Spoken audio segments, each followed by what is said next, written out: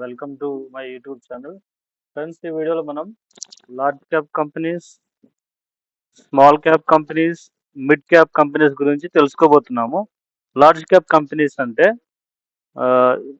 Usually well established dominant companies in their respective industries as far as their market capitalization is over 20,000 crores. The term cap in large refers to market capitalization. Market capitalization అంటే ఎలా అర్థం చేసుకోవాలి? Suppose market capitalisation అనుకోండి. So company దగ్గర 5,500,000 shares ఉన్నాయి. Share వచ్చేసి 500 rupees దగ్గర trading అవుతుంది. 5,00,000 shares trading at 500 rupees each. Market cap is 25 crores. 25 crores. Large cap, mid cap, small cap companies, how to identify them? ఎలా ఐడెంటిఫై చేయాలి? Top 100 companies, large cap company.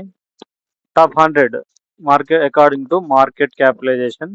Top 100 అంటే top 100 companies, large cap companies. Companies ranking from 101 to 250 mid cap companies. 251 to and onwards small cap companies. So ఇక్కడ large cap companies చూద్దాం మనం. Large cap companies కొన్నిటిని చూద్దాం. Example Reliance Industries, Tata Consultancy Services, HDFC, Bharti Airtel, ICICI Bank, State Bank of India. Nifty 50లో ఉన్న stocks అన్ని large cap companies. మనం Nifty 50 చూసాం కదా, అవన్నీ లార్జ్ క్యాప్ కంపెనీస్. అలాగే Nifty small cap, mid cap, large cap. ఇక్కడ చూసుకున్నట్లయితే మార్కెట్ క్యాపిటలైజేషన్ బట్టి మనకు కంపెనీ వాల్యుయేషన్ అంటే ఏంటనేది తెలుసుకోవచ్చు. Small cap companies,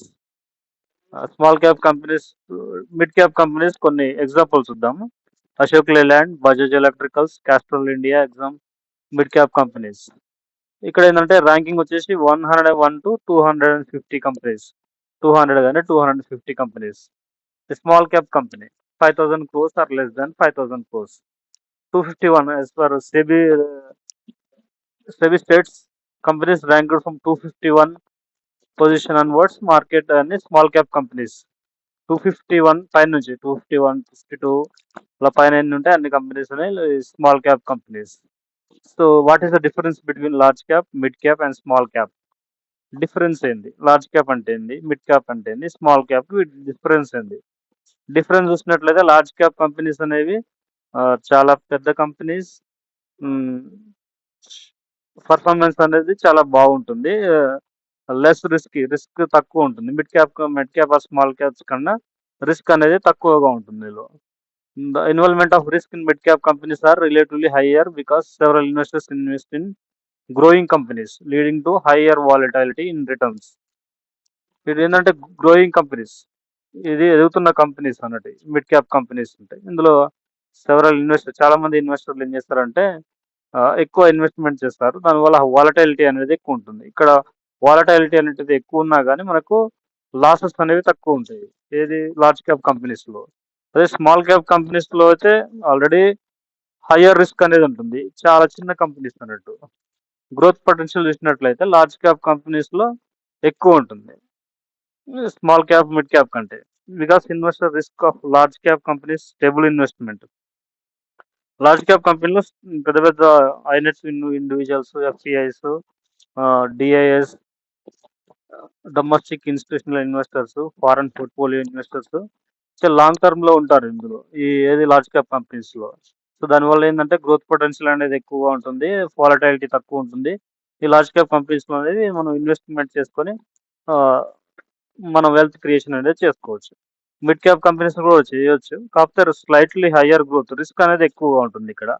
small cap లో అయితే స్మాల్ క్యాప్ ఇప్పుడు ఎదుగుతున్న కంపెనీస్ కాబట్టి ఇందులో రిస్క్ అనేది ఎక్కువ ఉంటుంది. లిక్విడిటీ చూసినట్లయితే లార్జ్ క్యాప్ కంపెనీస్ లో ఎక్కువ లిక్విడిటీ ఉంటుంది. అలాగే మిడ్ క్యాప్ కంపెనీస్ లో కూడా ఎక్కువగా ఉంటుంది, కానీ రిస్క్ అనేది కొద్దిగా ఎక్కువ ఉంటుంది. స్మాల్ క్యాప్ అయితే మొత్తం రిస్క్ ఎక్కువ ఉంటుంది, మొత్తం రిస్కే అందులో. సో ఇన్వెస్టర్స్ ఏంటంటే డిఫరెన్స్ తెలుసుకోవాల్సిన విషయం ఏంటంటే difference between large cap, mid cap, small cap companies.